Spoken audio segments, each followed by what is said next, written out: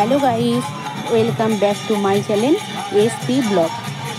দেখুন আমরা এখন মায়াপুরের ইস্কন মন্দিরের ভিতরে, মানে ইস্কন মন্দিরের পুরো চত্বরটার মধ্যে আছি, যেখানে এই চন্দনযাত্রা অনুষ্ঠিত হচ্ছে। চন্দনযাত্রা বলতে এই যে ময়ূরপঙ্খী নৌকাটা আছে, ঘুরে ঘুরে ওর ভিতরে প্রভু আছেন, যাকে আরতি করা হচ্ছে। দেখতে পাচ্ছেন কতজন, মানে এইগুলো হচ্ছে কি বলবো, মানে সাধু সন্ন্যাসী এনারা, হ্যাঁ, এরকম নৌকা বাইছে আর এর ভিতরে প্রভু আছে যাকে আরতি করা হচ্ছে।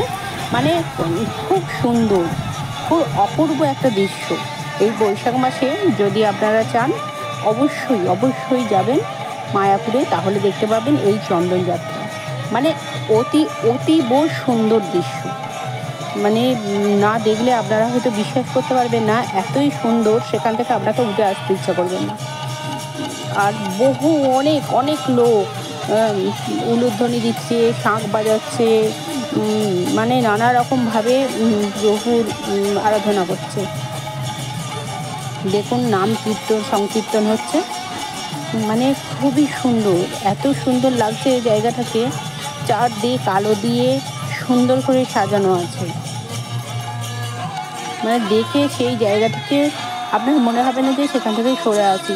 যতক্ষণ এই যে মানে ফোয়ারা হচ্ছে, আর এই যে জলের ফোয়ারা হচ্ছে, চারদিকে আলো আছে প্রত্যেকটা। দেখুন ওই তাল গাছগুলো, নারকেল গাছগুলোতেও আলো দিয়ে সাজিয়েছে।